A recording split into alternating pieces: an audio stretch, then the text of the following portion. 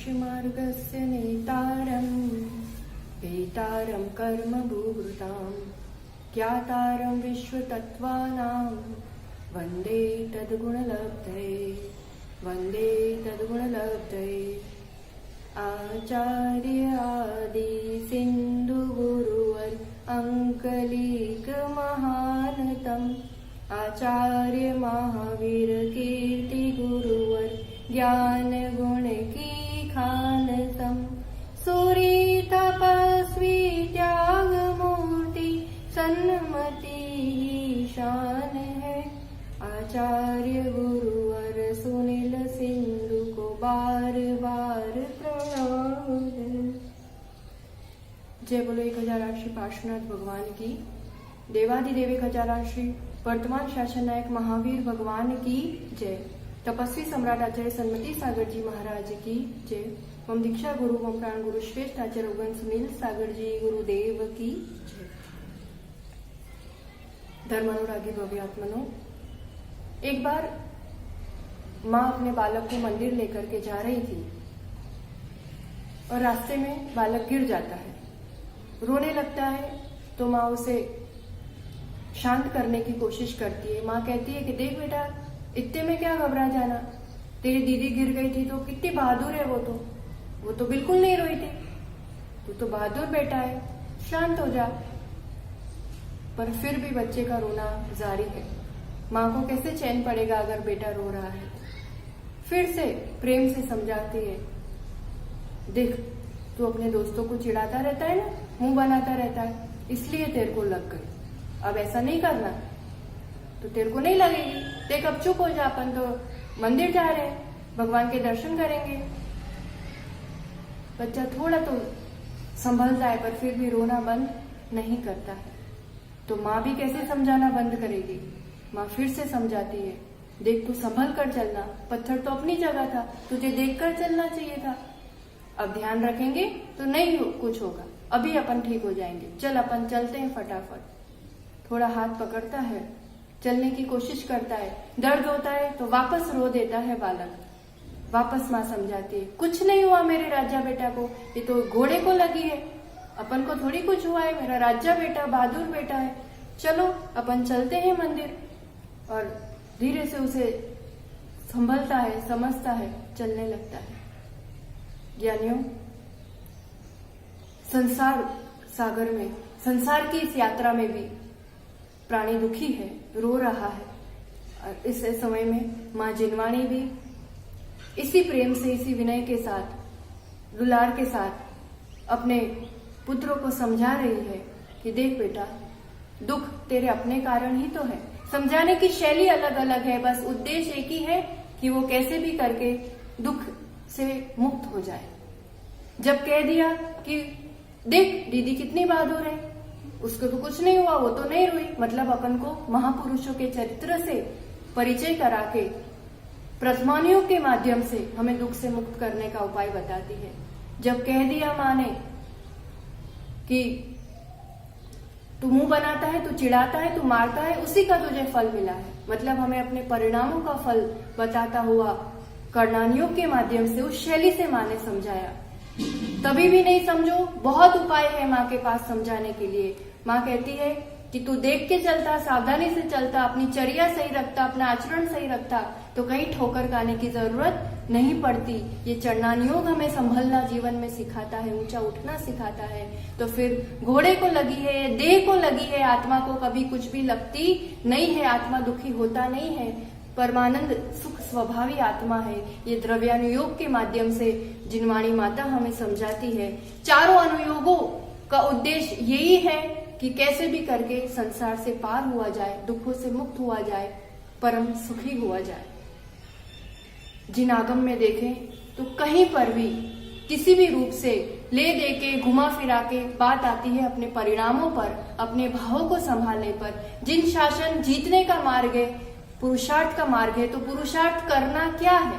साधना करना है। साधना करना है तो किसको साधना है, किसको बैलेंस बनाना है, किसका स्टेबिलिटी बनानी है? तो वो है अपने भावों की, अपने परिणामों की। इसलिए अपन आज अत्यंत अत्यंत महत्वपूर्ण विषय जो जीवन में सचमुच जानने योग्य है, समझने योग्य है, जीवन में आचरण करने योग्य है, ऐसा पंच भाव का विषय अपन आचार्य भगवान सुनील सागर जी के आशीर्वाद से आप सभी के लिए थोड़ा सा परोसना चाहेंगे।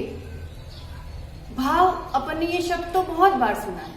भाव शब्द से क्या अर्थ लेना, तो एकदम साधारण रूप से, सामान्य रूप से अपन देखें ना, तो भाव का मतलब होता है अस्तित्व, एग्जिस्टेंस होना।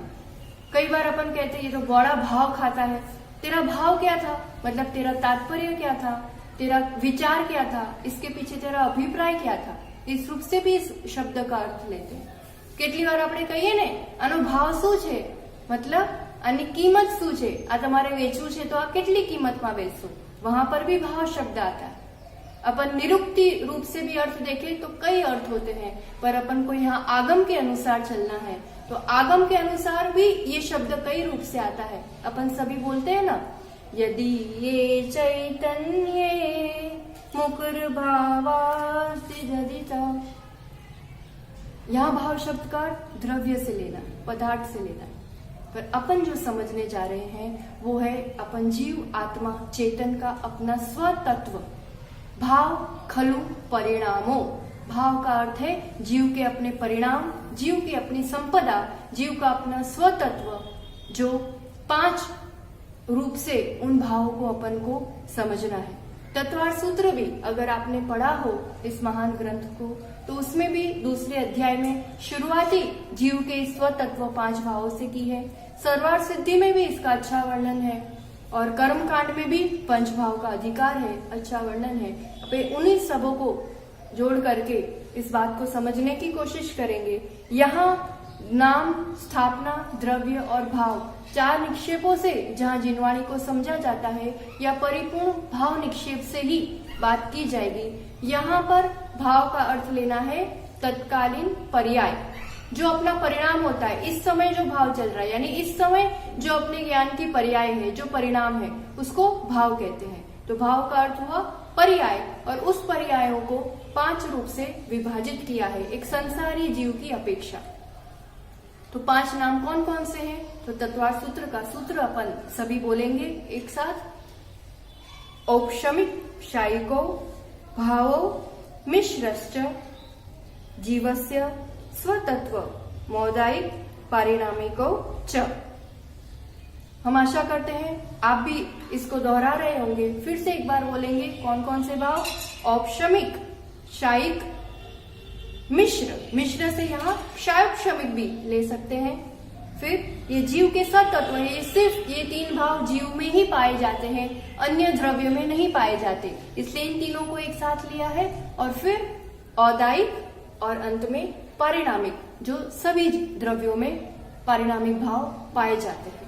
इसको अगर अपन को समझना हो तो भाव पर्याय हमेशा किसी न किसी निमित्त से ही हुआ करती है, उसके बिना नहीं हुआ करती। अपन समझते हैं जैसे 2 बच्चों में झगड़ा हो गया, तो अब एक लड़के ने जम के लगाई दूसरे को, मार दिया, तो अब दूसरे वाले को स्वाभाविक गुस्सा आया एकदम से कि मैं भी मारूंगा, पर पहला वाला मार के तुरंत ऐसा भागा कि दूसरे वाले को मारने का मौका नहीं मिला। तो उसके अंदर बस मुझे मारना है ये भाव उत्पन्न हुआ, और पहले वाला भाग गया। अब भाग गया, उसके क्षेत्र से वो दूर है, अब वो द्रव्य, वो क्षेत्र, वो काल नहीं मिल रहा है, वो मार नहीं पाया। तो थोड़ी देर शांत हो जाता है, अब चलो क्या कर सकते हैं, चला गया। घर की तरफ जा रहा था, कुत्ते में उसको दिखा कि अरे ये तो मंदिर में जा रहा है, उसको मंदिर की तरफ जाते हुए वो दिख गया। जैसे ही वो लड़का दिखा कि तुरंत अब बाहर आने दो उसको, अब मैं उसको लगाऊंगा, अब नहीं छोड़ूंगा, अब मारूंगा। बहुत देर राह देखता रहा, वो आया ही नहीं, तो वो खुद मंदिर में गया। वह गुरुदेव का उपदेश चल रहा था कि आचार्य भगवान भी यही बात बता रहे थे कि गुस्सा करने से, क्रोध करने से अपना ही नुकसान होता है, दूसरे का कुछ हो नहीं हो, उसको लगे नहीं लगे। अपने हाथ में अंगारा हो तो पहले अपना हाथ जलता है, दूसरा तो बच भी जाए, जले भी ना भी जले। इन वचनों को सुन करके उसके परिणाम शांत हुए। उसको लगा सच में गुस्सा करने से क्या लाभ, जिसका जो कर्म जिसकी जो जाने, मैं गुस्सा नहीं करूंगा। इस रूप से अगर एक ही जीव में पल पल परिणाम बदलते जा रहे हैं। जैसे उसको विचार आया मैं लगाऊंगा उसको, एक मारूंगा, मतलब ये क्रोध कर्म का उदय है। ये हो जाता है उस जीव का उस समय औदायिक भाव।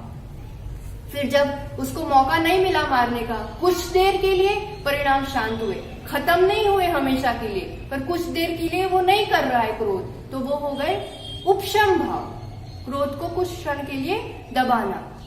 फिर बालक को जैसे देखा उसने उस दूसरे बच्चे को जिसने मारा था, अब आएगा तो मारूंगा, मार नहीं दिया है पर परिणाम यही चल रहे हैं कि अब मारूंगा, अब मौका मिले अब मारूंगा, तो ये हो गए मिश्र तरह के भाव, क्षमिक भाव। और जब उसने पूर्ण रूप से संकल्प ले लिया कि नहीं कुछ भी हो जाए मैं गुस्सा नहीं करूंगा, तो ये गुस्से का, क्रोध का क्षय होने से, वियोग होने से क्षायिक भाव हो गया। और इन सभी में जीव के अपने जो परिणाम है, स्वभाव से जीव जो है वो है पारिणामिक भाव। अपन आज इनको बहुत सामान्य रूप से अर्थ समझने का प्रयास करेंगे कि एक एक का भावार्थ क्या है, कहना क्या चाह रहे हैं, फिर क्रम क्या है, उसके भेद क्या है, ये सभी अपन आगे आगे विस्तार से समझेंगे। पर यहाँ अपन ने जैसे देखा कि कर्म का उदय आया तो औदायिक भाव हुआ, यानी ये जो भी परिणाम है, जो 5 भाव अपन ने कहे, कौन कौन से, एक बार आप सभी बोले। सबसे पहला औपशमिक भाव, दूसरा क्षायिक भाव, तीसरा क्षमिक, आप सभी अपने आप से दोहराना, चौथा औदायिक भाव और 5वां पारिणामिक भाव। ये इसमें से जो 4 भाव है, उपशम, क्षायिक, क्षोभशम और औदायिक, ये 4 भाव कुछ न कुछ रूप से कर्म के अधीन है। कर्म की दशा से ये भाव जीव ऐसे परिणाम करता है। तो कर्म क्या चीज है, कर्म से क्या समझ में आता है आप लोगों को? हमने सुना है कि महेश भैया जी भी कर्म सिद्धांत का ही विषय लेने वाले हैं, तो उनसे भी आपको बहुत अच्छे से समझ में आएगा। और उस विषय के साथ जब इस विषय को जोड़ देंगे तो सचमुच बहुत लाभ होगा हम सभी को।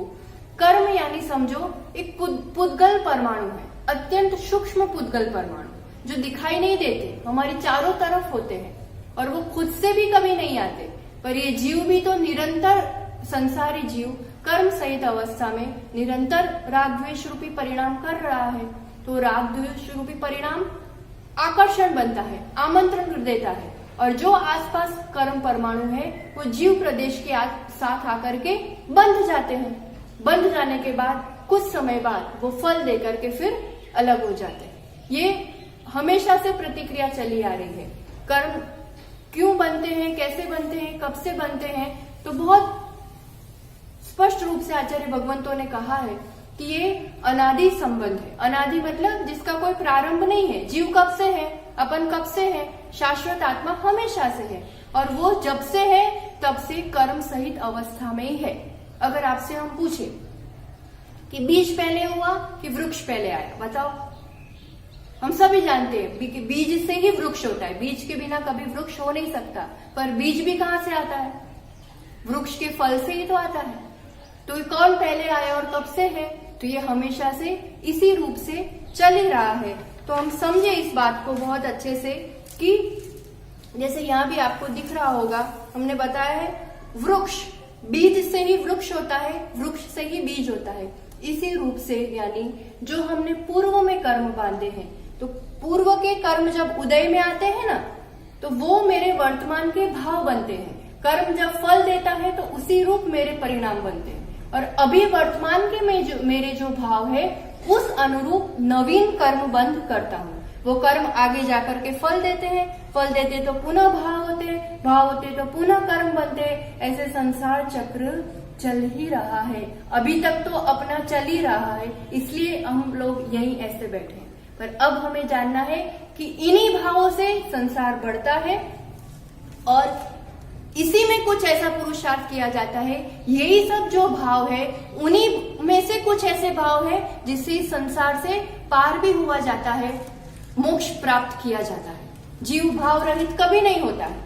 तो क्या ऐसे, कौन से ऐसे भाव है जो हमें अभी संसार बढ़ा रहे हैं और क्या ऐसे कर सकते हैं? तो कर्म को अगर हम समझे तो समझे अपन, सीधी बात है, कर्म को इतना समझो आप जैसे ये सफेद कागज है, ठीक है ना, इस पर कुछ तेल की चिकनाहट लगी हुई है।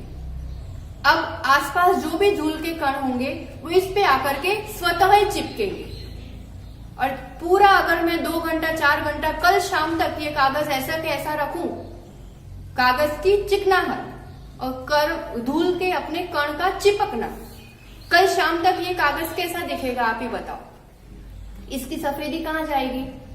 दिखेगा ये सफेद कागज मटमैला ब्राउनिश कलर का ये पूरा कागज हो जाएगा।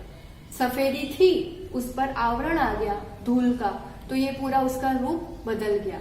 बस ऐसा ही समझो, जीव में आत्मा उसके अपने गुण हैं, और उस गुण पर जब कर्म के सूक्ष्म परमाणुओं का आवरण होता है, कर्म जब जीव प्रदेशों के साथ एक में होते हैं, तो तब अब ये सफेदी जैसे प्रकट नहीं हो पा रही है। ऐसे कर्मों के आवरण के कारण मेरे अपने गुण, जीव के अपने गुण प्रकट नहीं हो पाते हैं, और उस अवस्था में फिर जीव के अपने कुछ परिणाम होते हैं। तो कर्म का काम क्या है? कर्म जीव के गुणों को प्रकट नहीं होने देता है। मेरे ही अपने गुण कर्म से आवरण में है, कर्म से ढके हुए हैं, मैं अपनी शक्ति को प्रकट नहीं कर पाती हूँ। मुझ में ज्ञान गुण है, पर पूरा ज्ञान नहीं झलक सकता, क्योंकि उस पर ज्ञानावरण कर्म का आवरण है। दर्शन गुण सहित मैं हूं, पर उस पर दर्शनावरण कर्म का आवरण है। जब तक दर्शनावरण है तब तक दर्शन गुण प्रकट नहीं हो सकता। इसमें इतनी बात समझ लेना, मेरा कौन सा गुण है, उस पे आवरण करने वाला कौन सा कर्म।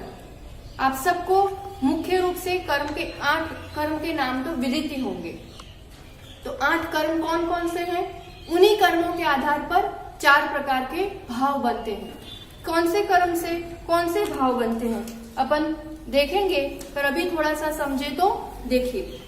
ज्ञानावरण कर्म भाव कौन कौन से हैं? औपशमिक, शायिक, क्षयक्षमिक, औदैहिक। कर्म के माध्यम से तो ये 4 भाव होते हैं। ज्ञानावरण कर्म के माध्यम से होगा क्षयक्षमिक भाव। आप भी चाहे तो ऐसे एक चार्ट बनाकर रख सकते हैं। 8 कर्म के नाम लिखे, ज्ञानावरण, दर्शन गुण का आवरण करने वाला दर्शनावरण, सुख दुख का वेदन कराने वाला वेदनीय कर्म, मोह हमारे सम्यक दर्शन को, चारित्र को घात करने वाला, चारित्र मेरा गुण है, सम्यक दर्शन गुण है, उस पर आवरण करता है मोहनीय कर्म। मुझे इस मनुष्य पर्याय में बांध के रखा है आयु कर्म ने। आयु का खेल तो अभी देख ही रहे हैं कि कब किसकी आयु किस रूप से किस क्षण धोखा दे जाएगी, समझ में नहीं आता, और जीव किस पर्याय में वेंटिलेटर पे लेटा लेटा चला जाएगा। इसीलिए इन परिणामों को संभालने की ही बात अपन सीख रहे हैं ज्ञानियों। देखिए, भाव बिगड़ते समय नहीं लगता है, और संभालते संभालते बहुत पुरुषार्थ की जरूरत पड़ती है। तो यहाँ पर नाम कर्म शरीर से संबंधित जो भी अपनी रचना होती है, उच्च नीच गोत्र, अपन जिन कुल में उच्च गोत्र में जन्मे हैं, और अंतराय कर्म, लाभ कैसा होता है, अलाभ कैसा होता है, दान कर पाते हैं नहीं कर पाते हैं, वस्तु को भोग पाते हैं कि नहीं भोग पाते हैं। तो ये मुख्य रूप से 8 कर्म होते हैं, और उसके माध्यम से ज्ञानावरण के माध्यम से इन 4 भावों में से कौन सा होता है? तो क्षयक्षमिक भाव होता है, और औदैहिक भाव होता है, और शायिक भाव होता है। 3 भाव होते हैं ज्ञानावरण के माध्यम से। उसके बाद दर्शनावरण के माध्यम से भी शायिक भाव होगा, क्षयक्षमिक भाव होगा, औदैहिक भाव होगा। वेदनीय के माध्यम से सिर्फ उदय होता है। मोहनीय कर्म में औपशमिक भाव भी हो जाता है, ये इसकी खासियत है। औपशमिक भाव सिर्फ और सिर्फ मोहनीय कर्म को लेकर के होता है। कारण वगैरह सब अपन आराम से सब समझेंगे। अभी सिर्फ आपको इतना कहा जा रहा है कि किस कर्म की वजह से कौन कौन से भाव हो रहे, मूल भेद ही अपन समझ रहे हैं। फिर शायिक भी होगा, क्षयक्षमिक भी होगा, औदैहिक भी होगा। 4 भाव होते हैं सिर्फ मोहनीय कर्म में। आयु कर्म में सिर्फ उदय है, मनुष्य आयु का नाम में भी सिर्फ उदय है, गोत्र में भी सिर्फ उदय है, अंतराय में क्षयक्षम भी है, शायिक भी होता है, उदय भी हुआ करता है। उदय तो 8 कर्म का हमेशा चल ही रहा है अपना। तो इन भावों में अब अपन समझते हैं एक एक के शब्द के अर्थ को। सबसे पहले अपन लेते हैं औपशमिक भाव, ठीक है ना। उपशम शब्द से क्या समझ में आता है आप सभी को? बहुत बार सुना है। उपशम मतलब દબાવા, દબાના, દબાવવાનું, શેને દબાવવાનું, શું દબાવવાનું, કોઈનો હાથ દબાવવાનો છે, પગ દબાવવાનો છે, कर्म को दबाना मतलब कैसे, ऐसे कोई प्रेशर थोड़ी देना, स्प्रिंग थोड़ी है कि यूं दबा दिया। दबाना मतलब यहां दबाने से समझो उपशम करना, अपने परिणामों की विशुद्धि के बल पर कुछ ऐसा पुरुषार्थ किया जाता है कि कर्म तो है, सत्ता में है, उदय में आने योग्य भी है, फल देने की तैयारी में है, पर मैंने ऐसे परिणाम बनाए हैं कि अब अभी कुछ देर के लिए वो कर्म अपना फल नहीं देगा। मतलब कर्म को उदय में मैं नहीं आने दूंगी, और कर्म उदय में नहीं आएगा, फल नहीं देगा, मतलब कर्म अपनी शक्ति को नहीं बता पाएगा, और कर्म अपनी शक्ति को नहीं बता पाएगा मतलब मेरा गुण पूरा प्रकट हो जाएगा। तो कर्मों की शक्ति को दबाना, कर्म का उपशमन करना, यानी कर्मों को दबाना, यानी कर्मों की शक्ति को दबाना, उसके उदय का अभाव करना, ये होता है उपशम। समझने के लिए बहुत प्रसिद्ध उदाहरण है, इसलिए लेने में आ रहा है, जो आचार्य भगवंतों ने अपनी वाणी में कहा है। आपको दिख रहा होगा यह चित्र, जल का एक वेसल में, एक पात्र में जल लिया जाता है, कीचड़ वाला मैला जल है, ठीक है ना। अब आप सब तो होशियार और अभी तो फिटकरी का जमाना है, उस जल में फिटकरी डाल दो थोड़ी सी, कुछ ही देर में क्या हो जाएगा, वो पूरा जो कचरा है, मैल है, वो पूरा नीचे जम जाएगा और ऊपर का पानी अत्यंत स्वच्छ निर्मल होगा। तो कचरा है कि नहीं है पानी में, है ना, पर इस रूप से है नीचे दबा हुआ कि अपन स्वच्छ जल भी देख सकते हैं, उपयोग कर सकते हैं, है ना। तो उसी रूप से औपशमिक भाव हुए। बस उपशम भाव का सबसे मुख्य बात यह है कि ये अंतर मुहूर्त के लिए ही होता है, कुछ देर के लिए ही ऐसे परिणाम जीव बना पाता है। तो उपशम यानी कर्मों की शक्ति को दबाना, उदय को उदय में नहीं आने देना, इसलिए जीव के अपने स्वच्छ शुद्ध गुण का उस समय के लिए, अंतर मुहूर्त के लिए प्रकट होना, जैसे कीचड़ को दबाया है, मोह को दबाया है और स्वच्छ गुण, स्वच्छ जल ऊपर झलक रहा है। दूसरा भाव हुआ करता है क्षायिक भाव। क्षायिक से अपन समझना, क्षय जैसे क्षय यानी खत्म हो जाना, क्षय हो जाना, आत्मा से वियोग हो जाना कर्म का। अब वो कर्म आत्मा प्रदेशों के साथ नहीं लगे हुए, अब आत्मा के साथ है ही नहीं, तो उसका प्रभाव ही नहीं दिखाएंगे, वो उसका काम करेंगे ही नहीं। अब कर्म है ही नहीं तो गुण पूर्ण रूप से प्रकट हो जाना है। पूरा खेल आत्मा के गुण और कर्म का है। कर्म है तब तक गुण प्रकट नहीं हो सकता, कर्म गया, क्षय हो गया, मतलब अब पूरा गुण, ज्ञान गुण पूरा प्रकट है, केवल ज्ञान है, सुख गुण पूरा प्रकट है। तो ये क्षयिक भाव, कर्मों के क्षय से जीव के अपने जो भाव होते हैं वो हुआ करते हैं क्षयिक भाव। जैसे इसमें ये स्वच्छ जल है, मैं दूसरा बर्तन लूं और उसमें ऊपर से पानी पूरा निकाल दूं, तो नीचे वाला कीचड़ भी नहीं आएगा और पूरा स्वच्छ जल हमें प्राप्त हो जाएगा। और सबसे बड़ी बात यह है कि क्षयिक भाव एक बार पुरुषार्थ कर लिया, कर्म एक बार क्षय हो गए, तो ये हमेशा हमेशा के लिए जीव के क्षयिक भाव हो जाते हैं। अभी अपने एक भी क्षयिक भाव नहीं है, पर पाना है, कैसे भी करके इसको तो प्राप्त करके ही रहेंगे, हमेशा हमेशा के लिए करते रहेंगे। उसके लिए क्या प्राप्त करना पड़ता है, पहले क्षोभशम प्राप्त करना पड़ता है, क्षोभशम को बढ़ाना पड़ता है। शब्द देखो आप, क्षय उपशम, क्षय प्लस उपशम, दोनों चीजें हैं उसमें। क्षय भी हो रहा है कर्मों का, एक तरफ उसको दबाया भी जा रहा है उसकी शक्ति को, और कुछ उदय में भी आ रहा है। ये बहुत महत्वपूर्ण विषय है और इसको अपन बहुत अच्छे से 2-3 क्लास में समझेंगे। अभी इतना समझो, कुछ कर्मों का क्षय किया है, ठीक है, कुछ कर्मों को दबाया है। जैसे यहाँ स्वच्छ जल भी दिख रहा है, तो बीच बीच में कहीं मैल के कण, कीचड़ के कण भी दिख रहे हैं, तो फिर उस हिसाब से ये मिश्र हो गया, कुछ स्वच्छ है कुछ अस्वच्छ है।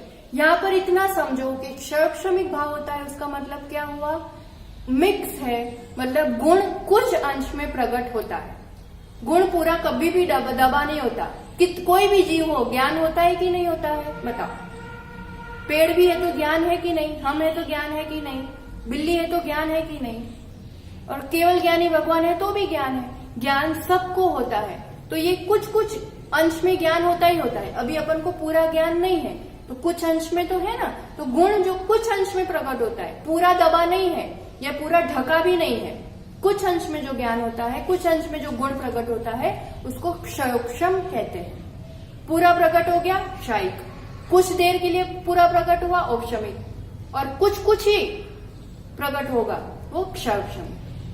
और औदायिक भाव यानी कर्म के उदय से भाव, कर्म का उदय होना, यानी कर्म का उदय होना बहुत बार सुनते, उससे क्या समझ में आता है आप लोगों को? कर्म का उदय होना मतलब बताओ। उदय होना यानी उसका फल दे करके निर्जरा हो जाना। कर्म जब बंधता है ना तो तुरंत फल कभी नहीं देता है, समझना उस बात को। कर्म बंधा जीव को, ये अपन थोड़ा कल औदायिक भाव समझेंगे तो समझेंगे, पर उदय होना, उदय कब होता है? जब बंद होता है। तो बंधने के बाद तुरंत के तुरंत कर्म फल नहीं देते, जब कभी उसका समय आने पर, स्थिति बनने पर, का समय आने पर फल देता है। फल देता है मतलब वो जो शक्ति से बंधा था कि सुख का वेदन कराएगा, ये भोग दिलाएगा, कि अंतराय डलाएगा, जिस रूप का फल उसने डाला था उसमें, वो फल देगा। और वो जो फल देखते समय जीव के जो अपने परिणाम होंगे तो वो हो जाते हैं जीव के अपने कर्म के उदय की वजह से औदायिक भाव। इसमें गुण टोटल विभाव परिणाम होते हैं औदायिक भाव में। विभाव यानी जो अपना स्वभाव नहीं है, स्वभाव यानी स्वभाव का मतलब है जिसमें कोई निमित्त की जरूरत नहीं पड़ती है, खुद से ही होता है, स्वयं से। मुझे शांत रहने के लिए मैं शांत रह सकती हूँ, मुझे किसी की जरूरत नहीं है। पर अगर गुस्सा करना है तो गुस्सा विभाव कहलाता है। तो कुछ तो निमित्त चाहिए ना, किसी ने कुछ बोल दिया, कुछ ऐसी परिस्थिति बन गई, कुछ अनमनी हुई, तो निमित्त के आधार से होता है वो विभाव हुआ करता है। और यहाँ कर्म के उदय का निमित्त है, इसलिए जो जीव के परिणाम होते हैं वो औदायिक होते हैं। तो कर्म के स्वभाव रूप शांत, क्षमा, प्रेम, आनंद उस रूप नहीं हुआ करते हैं। पूरा मटमैला पानी, पूरा कर्म का आवरण है, कर्म का उदय है, तो मेरा गुण बहुत कम, कुछ ना के बराबर प्रकट हो रहा है, जैसे कीचड़ पानी, ऐसा समझ लो। और अपन कुछ उदाहरणों से इन चार भावों को समझने की कोशिश करते हैं। पहले इतनी बात तय हो गई, कर्म की दशा, कर्म की अवस्था के अनुरूप चार भाव, उन्हीं कर्मों को दबाया जाता है, शक्ति को, तो हो जाता है औपशमिक भाव। कर्मों का क्षय होता है तो क्षयिक भाव, कर्मों का, बोलिए आप सभी, क्षयोपशम होता है तो क्षयोपशमिक भाव, और कर्मों का उदय होता है तो औदायिक भाव। कर्म की वजह से, कर्म की अवस्था की वजह से चार भाव हैं जीव के। मेरा अपना गुण, जैसे आप ये लिखा हुआ आपने देखा, ठीक है ना, और समझना हो इस बात को तो अब ये है उस पर। अब मैं क्या करती हूँ, कुछ देर के लिए जैसे ही पर्दा लगा हुआ है और मैं खींच के ऐसे पर्दे को कुछ देर के लिए यूं पकड़ के रखती हूँ, तो ये हो गया उपशम भाव, मुझे पूरा दिख रहा है, पर कुछ ही देर पर उस पर आवरण आ जाएगा, हमेशा के लिए नहीं रहेगा। तो ये कुछ देर के लिए जो ये गुण प्रकट है तो ये औपशमिक भाव हो गया। ये ऐसा कैसा पूरा प्रकट है, दिख रहा है, स्पष्ट क्लियर आपको, एक क्षयिक भाव हो गया। अब इसी में आप समझ लो कि ऐसा कुछ ट्रांसपेरेंट आवरण आ जाए, तो अब थोड़ा तो दिख रहा है आपको, पर एकदम क्लियर नहीं दिख रहा होगा, तो ये क्या हो गया, क्षयिक भाव मिश्र रूप से। और मान लो इस पर पूरा ही आवरण आ जाए ऐसा, अब दिख रहा कुछ आपको, तो ये क्या हो गया, औदायिक भाव। कर्म का पूरा ऐसा उदय है कि गुण प्रकट नहीं हो पा रहा है। सूर्य का प्रकाश, दरवाजा खुला है तो पूरा आ रहा है, थोड़ी देर के लिए दरवाजा खुला है, उतनी देर के लिए आ रहा है। आप लोग कहीं मॉल में जाते हो, कहीं पर भी ऐसी बड़ी जगह जाते हो, तो ऐसा दरवाजा होता है ना, ऐसा धक्का लगाना पड़ता है, अपन अंदर हो जाते हैं, फिर वो खुद में खुद बंद हो जाता है, ऐसा वाला दरवाजा होता है ना, ऐसा ही समझ लो। कुछ देर पुरुषार्थ किया, खोला अपन ने द्वार, अपन ने थोड़ी देर अनुभव कर लिया, और फिर वो अपने आप समय होने पर बंद हो जाता है, तो ये औपशमिक हुआ करता है। पर उतनी देर जो गुण प्रकट हुआ है, जो निर्मलता है, वो पूर्ण स्वच्छ है। क्षयिक में तो हमेशा के लिए है ही, पूरे आकाश के नीचे अपन पूरा सूर्य का प्रकाश ले रहे हैं, कोई आवरण, कोई बाधा नहीं है।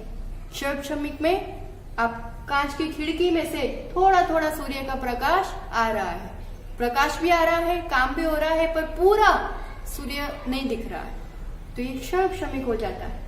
और दरवाजा पूरा बंद ही है, कहीं से भी किरणें नहीं आ रही है, तो ये हो गया औदायिक भाव। इस रूप से ये कुछ उदाहरण हुए जिससे हम आपको थोड़ा सा समझाना, इस चीज को समझाना चाह रहे हैं। चारों भाव में झबक झबक लाइट है, थोड़े थोड़े गुण प्रकट हो रहे हैं। सीरीज लाइट होती है ना, जहां देखिए तो याद करना, ये शम वाली अवस्था है। जब पूरी लाइट यूं झबक रही है तो क्षयिक वाली अवस्था है, पूरा धुंधला काला पड़ गया है बल्ब, जरा सी लाइट आ रही है तो ये औदायिक हो जाता है। ऐसे कहने को तो उदाहरण समझ में आए तो बहुत हो सकते हैं, पर इतना समझना है कर्मों की अवस्था से ये चार कर्मों का उपशम, क्षय, शोपशम और उदय। औपशमिक के 2 भेद हैं, क्षयिक के 9 भेद हैं, शोपशमिक के 18 भेद हैं और औदायिक के 21 भेद हैं। अपन एक एक करके सभी भेदों को समझने का प्रयास करेंगे। 5वां भाव जो कर्मों से अपेक्षा नहीं रखता है। जीव का अपना स्वभाव है, जीव है ना, जो द्रव्य है जैसा है तो वो है, उसको किसी की जरूरत नहीं है। जीव है, जीवत्व स्वभाव है तो है, वो मोक्ष प्राप्त करता है, भव्यत्व स्वभाव है तो है।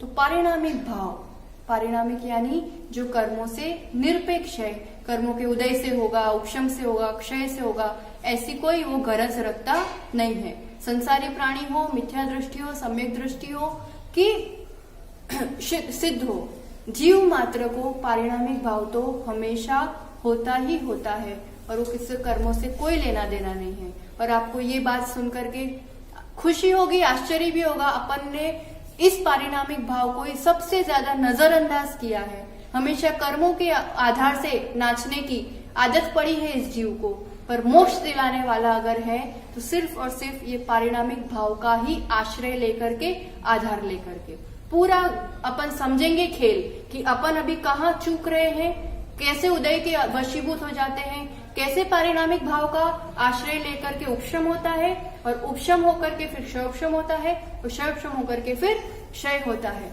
इस रूप से पूरा क्रम चलता है। इन 5 भावों में भी क्यों यही क्रम रखा है, पहले औपशमिक रखा फिर क्षयिक रखा, ये क्रम क्यों रखा है ये भी बात अपन आगे समझेंगे।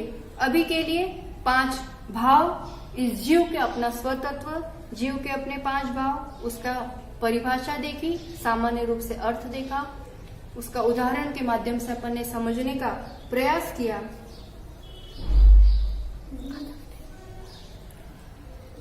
इसको और अपन थोड़ा सा अगर समझे तो ये 8 कर्मों में आपको समझ में आ गया ना, कौन से कर्म से कौन से भाव हुआ करते हैं। ज्ञानावरण में क्षयिक, क्षयोपशमिक और औदायिक भाव, मोहनीय में चारों भाव हुआ करते हैं। अब इनमें अपन और थोड़ा सा समझे, कुल मिलाकर के ये 53 भाव होते हैं। कैसे होते हैं बताओ आप सभी। औपशमिक के 2 कौन कौन से, तो यहां पर अपन समझे कि उपशम भाव सिर्फ और सिर्फ मोहनीय कर्म को लेकर के होता है।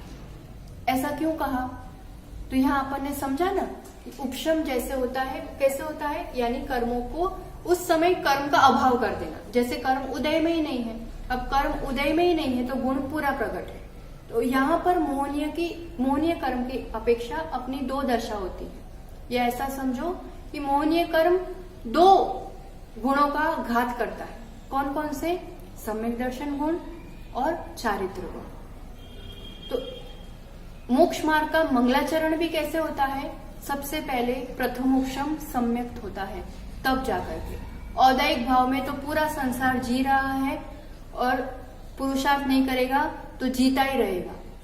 इन मिथ्यात्व के उदय में कहीं पुरुषार्थ करता है जीव तो सबसे पहले मोक्ष मार्ग प्रारंभ होता है औपशमिक भाव से, इसलिए सबसे पहले क्रम में रखा है औपशमिक भाव। और बात संख्या की दृष्टि से भी औपशमिक भाव वाले, क्योंकि वो कुछ ही देर के लिए होता है तो ऐसे भाव वाले जीव थोड़े हैं, इसलिए भी औपशमिक भाव को पहले रखा है। पाने योग्य लक्ष्य कौन सा है, क्षयिक भाव को प्राप्त करना। कर्मों का क्षय हुआ कि मेरे 9 लब्धियां, जीव के समस्त गुण प्रकट हो गए, क्षयिक भाव में हमेशा हमेशा के लिए सिद्ध अवस्था में विराजमान हो गए। तो प्रथम शुरुआत होती है औपशमिक भाव से और लक्ष्य है क्षयिक भाव को पाना, इसलिए यहाँ पर क्रम में औपशमिक फिर क्षयिक रखा है। उसके बाद क्षयोपशमिक, क्योंकि क्षयक्षम में भी पुरुषार्थ करना पड़ता है। ज्ञान का क्षयक्षम बढ़ाना, सम्यक दर्शन क्षयक्षमिक होता है, उसी से शायिक अवस्था प्राप्त होती है। डायरेक्ट शायिक अवस्था कभी भी किसी जीव को प्राप्त नहीं हुआ करती है। ये जो होती है वो क्षयक्षम अवस्था से ही प्राप्त होती है। और ये 3 भाव ऐसे हैं जो सिर्फ और सिर्फ जीव में पाए जाते हैं। तो इन तीनों को एक साथ लिख लिया, औपशमिक, शायिको, मिश्रश्च, जीवस्य, स्वतत्व, क्योंकि ये 3 भाव सिर्फ जीव में होते हैं। फिर औदायिक और पारिणामिक। तो औदायिक और पारिणामिक पुद्गल द्रव्यों में भी होते हैं। पुद्गल द्रव्यों में कैसे होंगे? तो स्पर्श, रस, गंध, वर्ण से उसके खुद के पारिणामिक भाव तो है ही, और कर्म का उदय होता है, तो कर्म के भी अपने कर्म का उदय वो उस पुद्गल परमाणु के भी औदायिक भाव माने जाते हैं। तो पुद्गल द्रव्य के 2 भाव हो गए, धर्म, अधर्म, आकाश, काल। द्रव्य के नाम तो जानते हैं ना अपन, 6 द्रव्य के। तो ये जो 4 द्रव्य हैं उनमें सिर्फ और सिर्फ पारिणामिक भाव होते हैं। तो ये कॉमन हो गया, जनरल हो गया, उस हिसाब से पारिणामिक भाव को लास्ट में रखा गया है। और वो सभी जीवों को होता है, मतलब अनंतानंत जितनी जीव राशि है उनको होता है। तो संख्या की दृष्टि से भी यही क्रम बैठता है, औपशमिक के कम, उससे ज्यादा शायिक के, उससे ज्यादा क्षयक्षमिक के, उससे ज्यादा औदायिक के, और सबसे ज्यादा पारिणामिक के।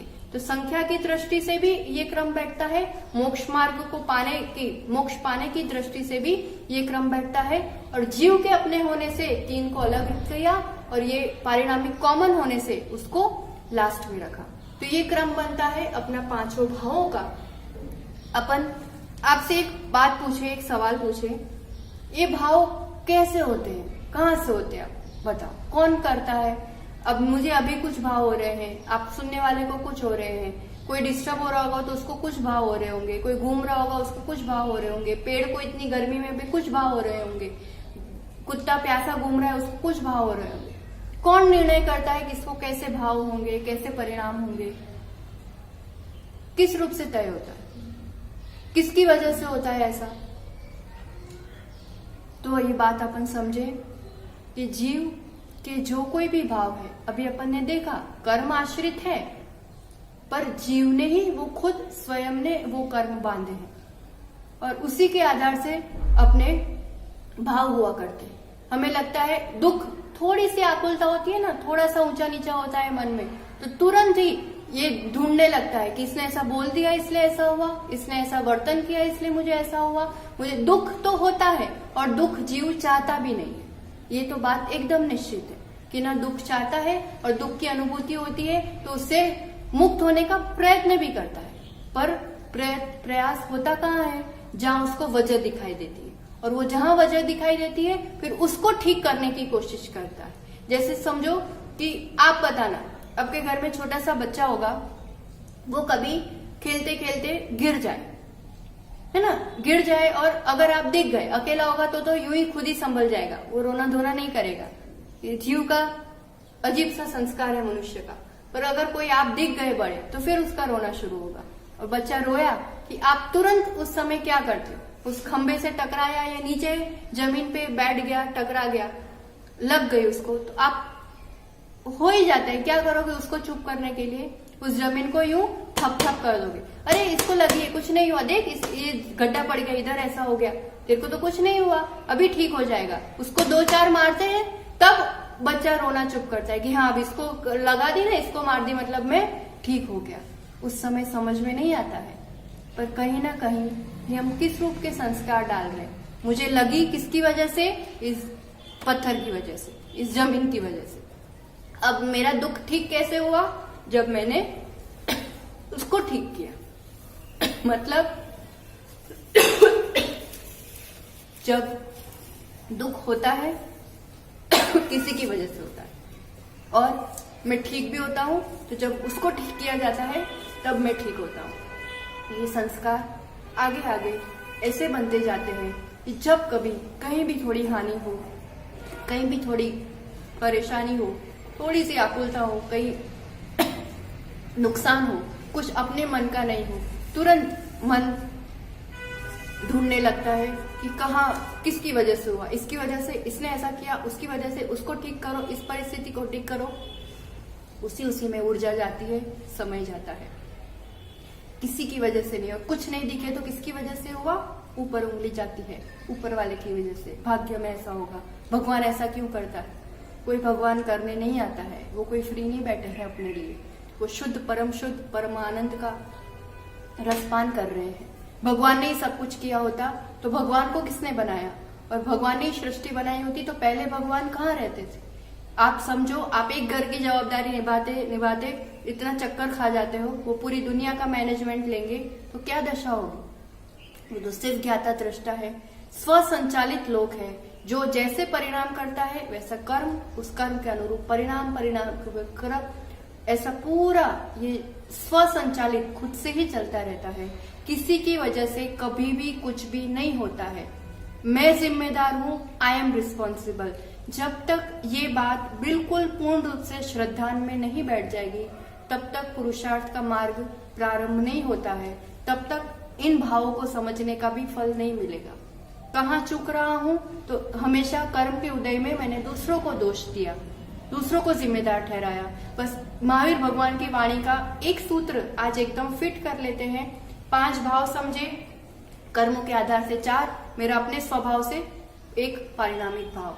इसमें पुरुषार्थ करना है, इसको जानना है, समझना है। तो एक बात एकदम, क्या बात, मैं जिम्मेदार हूं, आई एम रिस्पॉन्सिबल। जब भी जो भी मेरे साथ कुछ भी होता है, उसके लिए सिर्फ और सिर्फ मेरे अपने भाव, मेरे अपने परिणाम।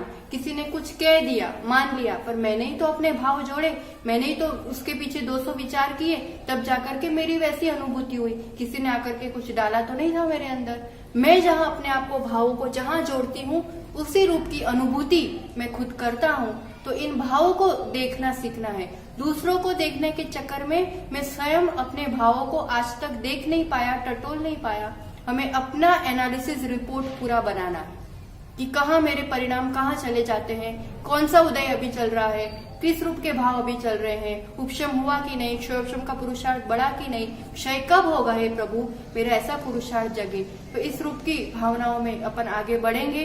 आज यही भाव युवा पीढ़ी हो, श्रावक श्राविका हो, सभी इस विषय में जुड़े, समझे, बहुत लाभ होगा। बचपन में अज्ञानता में चला जाता है, यौवन पूरा गृहस्थी में चला जाता है, और फिर बुढ़ापा तो अर्ध मृतक सम है ही है। उसमें थोड़ी सी पंक्तियों में बदलाव लाते हैं। आचार्य भगवंत कहते हैं, बालपने में ज्ञान जो लयो, तरुण समय संयम रत रहो। बालपने में ज्ञान प्राप्त करना है, तरुण समय में, यौवन में कुछ थोड़ा सा संयम जीवन में लाना है। कैसे आवे फिर बूढ़ापनो, जो नित लखे रूप आपनो। हम इस रूप से जीवन जिएंगे तो बुढ़ापा जीवन में आता नहीं है। जो नित हमेशा हम अपने आप को देखें, जाने, समझे और स्वयं में परिवर्तन का पुरुषार्थ जगाए। तो इन 5 भाव के माध्यम से आज जो कुछ भी हमने जाना, गुरु चरणों में कोटिशः नमन, माँ जिनवाणी के चरणों में नमन। कहीं कुछ त्रुटि हुई हो तो क्षमा करे, और कुछ भी जिज्ञासाएं हो आपकी, कुछ नहीं समझ में आया हो, कुछ और बात आपको जानना हो, तो भी आप अपने जिज्ञासाएं भेज सकते हैं और इसको निरंतर सुने। यही दिव्य मंगल भावना के साथ परम पूज्य गुरुवर के चरणों में नमन। जय बोलो आचार्य भगवान सुनील सागर जी गुरुदेव की। अब हम जिनवाणी स्तुति करेंगे। मिथ्यात्म नाश वे को, ज्ञान के प्रकाश वे को, आपा पर भास वे को, भानु सीमा खानी है, छहो द्रव्य जान वे को, बंध विधि मान वे को, स्वपर पहचान वे को, परम प्रमाणी है, अनुभव बताए वे को, जीव के जीताए वे को, काहू न सताए वे को, भव्य और आनी है, जहाँ तहाँ तार वे को, पार के उतार वे को, सुख विस्तार वे को, यही जिनवाणी है। जिनवाणी के ज्ञान से सूझे लोकालोक, सो वाणी मस्तक धरो सदा देत हूँ दो। हे जिनवाणी भारती तो ही जपो दिन चैन, जो तेरी शरण गए सो पावे सुख चैन। अब हम शांति पूर्वक 9 बार नमोकार मंत्र के जाप करेंगे।